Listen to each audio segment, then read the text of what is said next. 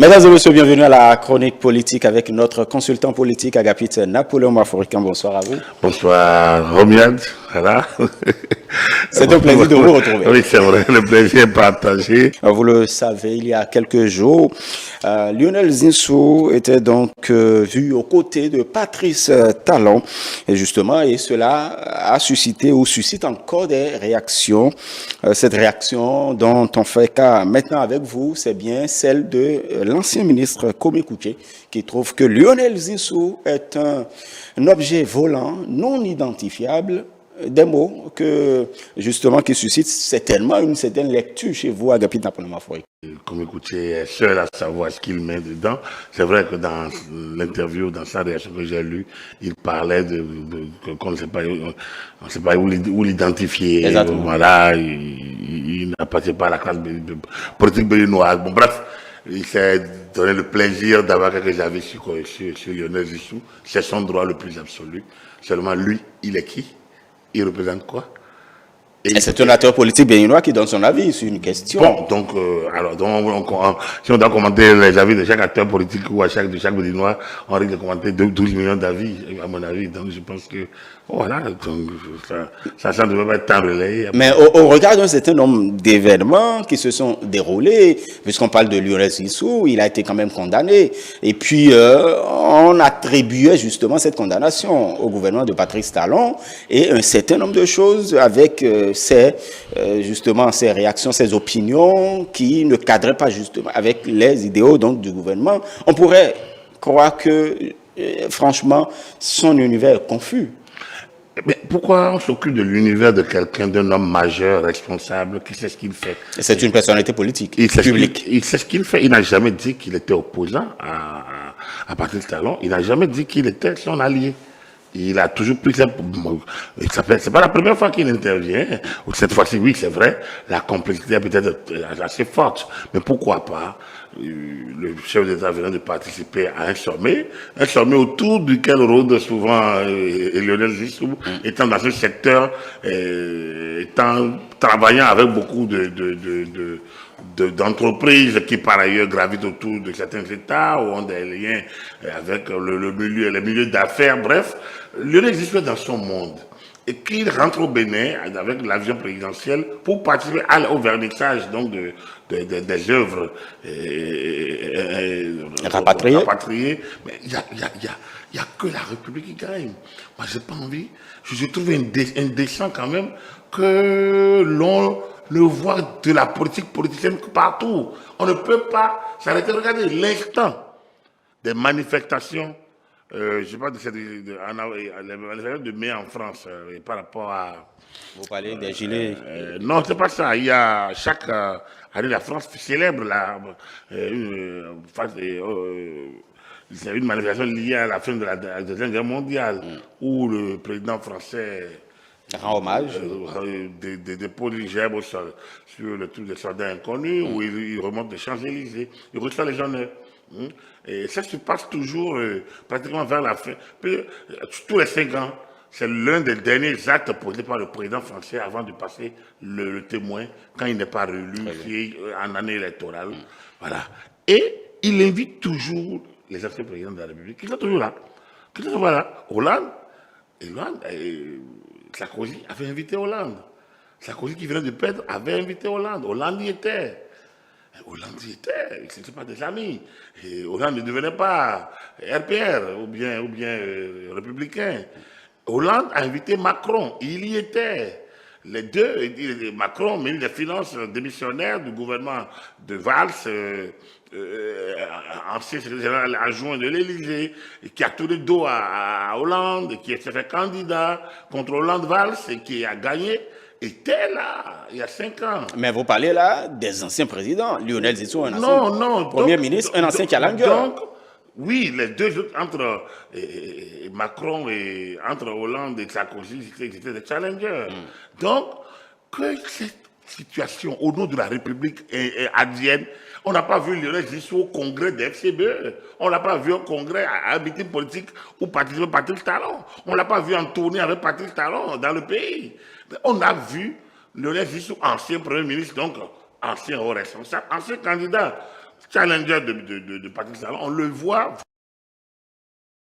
dans un contexte où le Bénin est célébré, où le Bénin célèbre ses trésors royaux rapatriés, où le Bénin célèbre la créativité de ses artistes, où le Bénin célèbre son art. Et M. Lionel Zinsou, donc quand on connaît l'attachement à l'art, sa fille dirige la fondation Zinsou, qui a fait beaucoup en la matière et qui fait beaucoup pour faire connaître l'art africain, l'art béninois. Alors on ne peut pas comprendre qu'on puisse faire une analyse politico-politicienne de cela.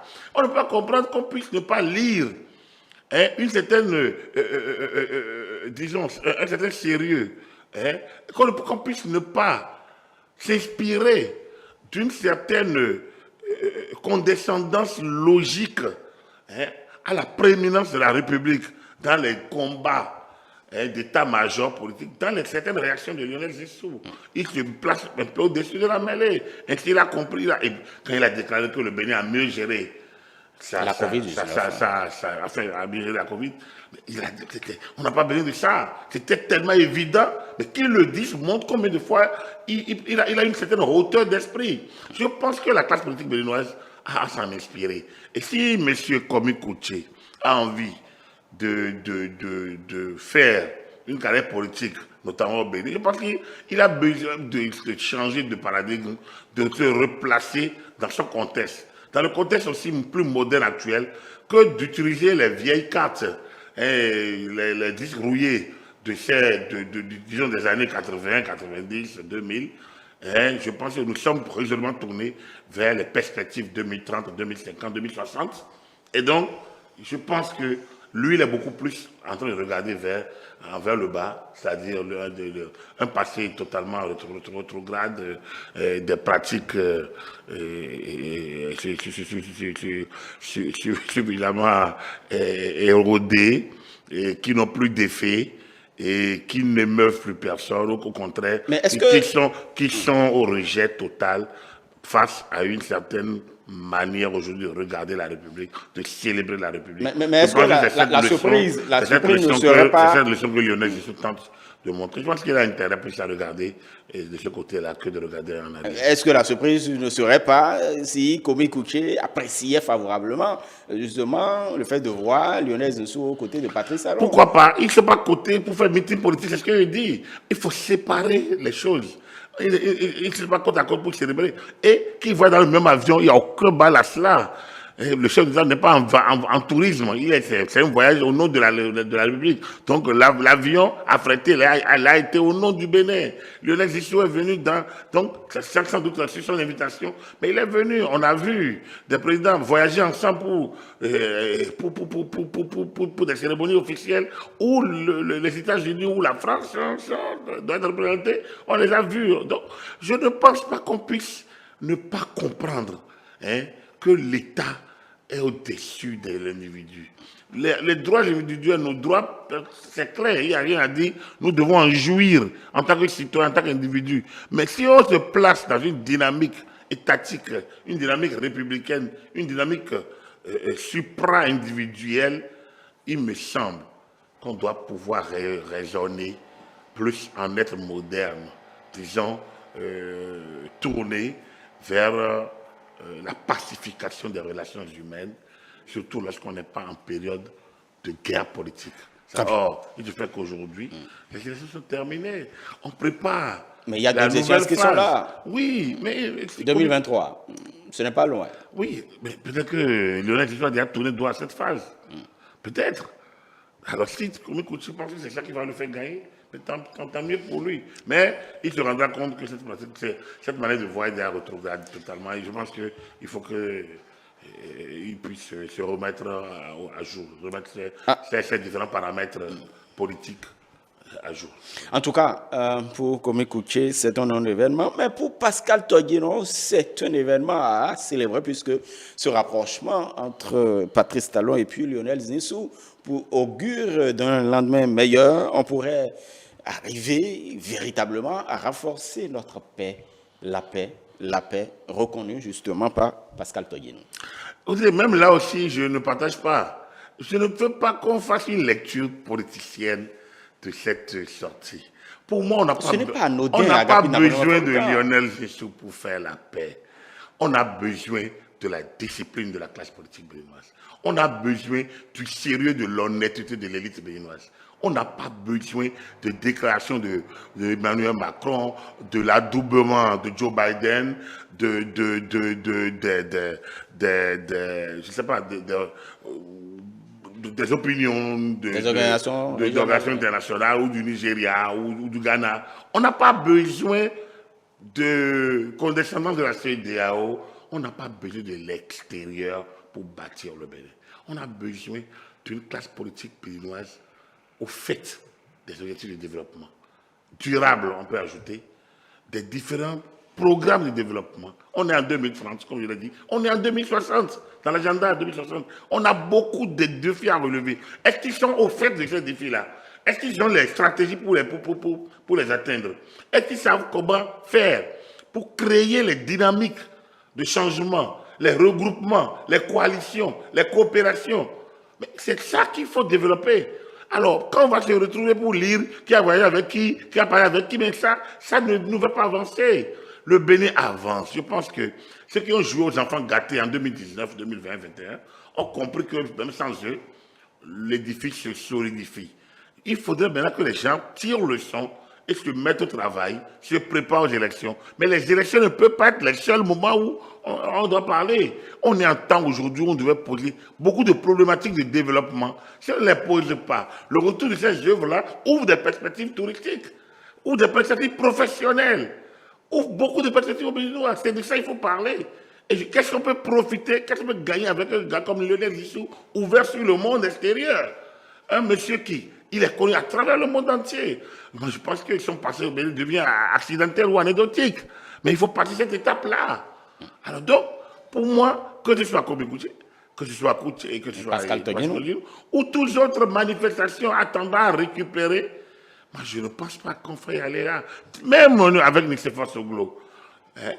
Quand Boni y est allé, on a dit on va libérer des prisonniers prétendument politiques, on va faire rentrer des personnalités qui seraient ce qui n'est pas faux. Vous vous rappeliez que ce qui n'est pas faux parce qu'il faut des solutions politiques aux problèmes politiques. Vous l'avez dit. Que pour moi, j'estimais que ce n'était pas du tout, ça ne pourrait pas être l'agenda. Je suis là, président, vous avez vu quoi de nouveau?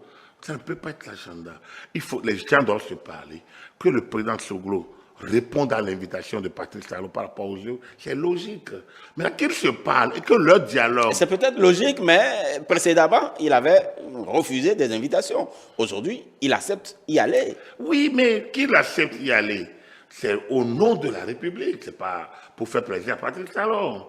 Et même si c'était pour faire plaisir à Patrice Talon, c'est d'abord au nom de la République qu'il a été. On ne l'a pas invité Nicéphore Soglo au hasard. C'est parce qu'il incarne une certaine partie de ce Bénin, c'était une certaine histoire. Alors, si ces moments-là permettent aux gens de se parler et de créer de nouvelles conditions, des conditions pour que certains égarés, ici ou là, reviennent au bercail ou bien se remettent au centre des débats, au centre des discussions, au centre de la vie communautaire et nationale ou autre. Pourquoi ne pas en être heureux? On peut souhaiter que ce type de rencontres se multiplient, que les gens se parlent, que même ceux qui sont dehors essayent de trouver le mécanisme pour parler avec ceux qui sont dedans. Pourquoi pas? Il y a plusieurs leviers, disais-je hier et lundi. Il y a plusieurs leviers sur lesquels on peut agir pour que les gens se parlent et pour que peut-être qu'il y ait beaucoup plus de gens autour de la coalition, autour de ce changement que nous attendons tous. Mais il ne faut pas qu'à chaque geste, on voit déjà que derrière les exilés, est-ce que les prisonniers... Non. Si on rentre dans ça, on va vivre une certaine psychose qui est totalement l'antipode de ce sur quoi on travaille, ce sur quoi travaille le Patrice Talon et son gouvernement et un peu autour de lui, c'est-à-dire le Bénin de demain. Je pense qu'il faut voir plus le Bénin de demain que les individus du passé. Voilà. Très bien.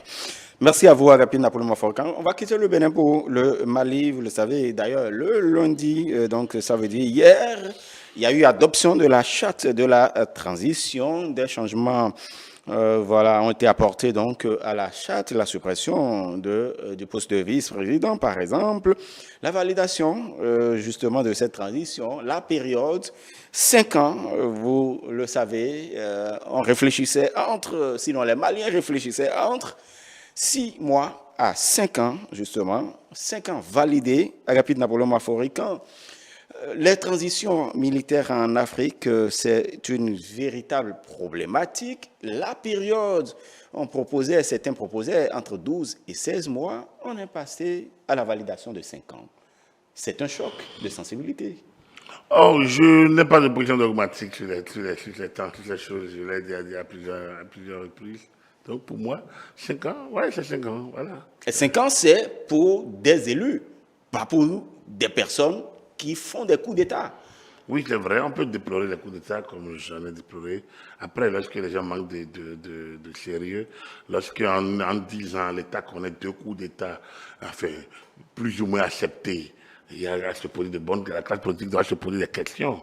Et je pense qu'il faudrait que la société malienne elle-même se remette en cause. Alors donc, si les 5 ans peuvent permettre au Mali de se régénérer, de repenser son développement, de repenser son unité, de repenser l'identité et d'être malien, le statut du malien au Mali et dans toutes les régions du Mali. Je pense que ça permet au Mali de régler ça. Mais pourquoi ne devrait-on pas accepter? Pourquoi pense-t-on qu'il y a un délai qui doit courir, qui doit être pressant pour qu'on retourne un peu? Ceux qui dirigent aujourd'hui le Mali sont des Maliens. Ceux qui l'ont dirigé hier sont des Maliens. Ceux qui ont fait le coup d'État de 2012, c'était des Maliens. Celui qui est revenu en 2013 prendre le pouvoir, c'était un Malien. Il a été éjecté après un mandat et autres. Et là, aujourd'hui, c'est des Maliens qui sont là. Comme je dis, on peut déployer les conditions qui ont conduit au coup d'État et donc le coup d'État. Il est évident qu'il y a une situation aujourd'hui qui est apparente et qui voudrait que les Maliens réfléchissent à fond. Si je choisis 5 ans, 5 ans c'est pas la fin du monde. C'est beaucoup. Sans doute pour les hommes. Surtout pour un coup d'État. Pour la vie d'un État, non, c'est marginal. Pour un État, c'est marginal.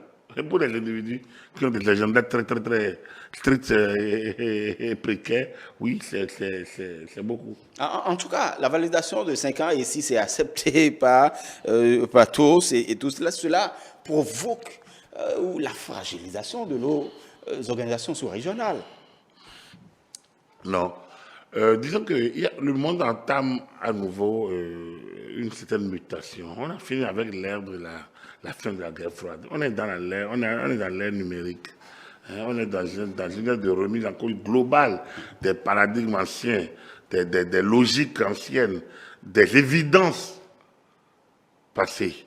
On est dans l'ère de la remise en cause de tout ça, dans l'ère de la renaissance d'une nouvelle pensée, d'une nouvelle manière de voir et de gouverner le monde. Et donc, dans le cas d'espèce, la situation au Mali est la situation même, disons, témoin, une situation illustrative de ce que les méthodes mécaniques, les classiques ne peuvent plus continuer à fonctionner. La CEDEAO, c'est simplement fourvoyer au Mali, peut-être de bon droit. Je ne dis pas que ce qu'elle a décidé est mauvais, mais elle est allée un peu trop loin et a outrepassé les limites des sanctions dont elle s'est dotée. Je pense qu'il y a un problème là. La CEDEAO s'est décrédibilisée elle-même, quoique moi je la respecte en estimant qu'ils font de leur mieux de manière globale. Mais sur ce plan-là, ils n'ont pas été assez à la hauteur. Alors, est-ce à la CEDEAO de valider les transitions de 5 ans? Pas évident. La CEDEAO peut dire non, et le Malien va dire on va y aller. De toute façon, les Maliens ne se préparent pas à ne pas y aller. Les Maliens prennent les dispositions pour y aller. Et donc, il faudrait que la mission de Jonathan, qui est en train de retourner dans ce pays, puisse être beaucoup plus lucide, beaucoup moins ferme, beaucoup moins enfermée que ce dont on a eu droit avant. Est-ce qu'on aura droit à une flexibilité de la part de ceux qui sont au pouvoir quand on sait que, justement, vous avez prononcé des sanctions? Finalement, on est passé à la validation des 5 ans. Franchement, est-ce qu'un dialogue pourrait faire revenir, par exemple, à 3 ans la transition? Pourquoi pas? En fait, toute la question d'échange, Hein, mais pour le moment, comme moi je le dis, il faut laisser les Maliens entamer leur expérience. Il faut souhaiter, il faut les accompagner pour que l'ordre revienne dans le Mali, pour que la paix revienne au Mali. C'est l'ordre de la paix. Alors, si en Europe, on peut, moi je suis taillé en Allemagne, 15 ans, 18 ans de chancellerie, à l'exécutif, on va me dire, mais le chancelier n'est pas l'élu du suffrage direct, c'est un élu parlementaire. C'est le Bundestag qui... Et cela répond quand même à des instruments juridiques. Exactement. Tout comme le instrument juridique aujourd'hui en vogue au Mali, fait de l'équipe qui est là, les autorités légales actuellement du Mali, tout comme la décision qu'ils ont prise. Comme nous célébrons 32 ans de notre conférence nationale, quand nous on est allé en conférence, qui a désigné ceux qui étaient là? Qui les a nommés, élus? Mais d'où ils tenaient leur mandat? On pourrait vous parler donc d'un certain... En fait, c'est vrai que vous avez votre idée sur la question, pas de consensus, mais on s'est entendu quand même. Même la transition était 12 mois, ça aurait pu être 36 mois. Au Zaïre, ça n'a pas été facile. Hein? Au Zaïre de Mobutu, il y a eu conférence nationale en 2011, mais en 91, en 97 ou en 91, en 93. En 97, ils étaient toujours en transition. Alors, c'est dire qu'il y a des cas, nous devons analyser les situations avec moins de blocage, moins de stéréotypes, moins d'a priori, moins de précipitation. Descartes nous demande d'éviter la précipitation et la prévention. En toutes choses. Donc, il faut éviter la précipitation et la prévention. Allons-nous à une formalité. Il faut aller un peu à la méthode mathématique. Il faut découper en autant de parcelles qui se peut pour mieux résoudre ces difficultés. Donc, il faut analyser pan par pan pour 5 ans, pourquoi. Il faut demander aux Maliens pourquoi 5 ans. Déclinez-nous les 5 ans. Déposez votre feuille de route. 5 ans, peut-être que les gens qui sont là aujourd'hui seraient partis. Mais aux 5 ans, l'État malien sera là, la CEDEAO sera là, et ainsi de suite. Donc, nous, on peut ne pas être là. Mais la vie ne s'arrête pas à ceux qui sont là aujourd'hui. L'Union européenne n'a pas été créée par ceux qui sont là aujourd'hui. Lorsqu'on appelle la Commission européenne du charbon et de l'acier, il y en a qui ne sont pas encore nés, il y en a dont les parents n'étaient pas encore nés. Donc, aujourd'hui, c'est plutôt les gens qui façonnent l'Union européenne. L'Union africaine, même chose. Les pères de l'OUA ne sont pas les pères fondateurs on ne fait pas tous de l'UA. Il faut bâtir et laisser les autres. Mais le piège, Agapit Napoléon Aforican, c'est que d'autres États pourront faire comme le Mali. C'est-à-dire que nous faisons le lit à des coups d'État où on demande après une transition de 5 ans. Ça pourrait arriver au Burkina Faso. C'est une instrumentalisation des gens. Les gens ne sont pas instrumentalisés. Le Burkina n'est pas le Mali n'est pas le Niger n'est pas le Togo n'est pas le Bénin.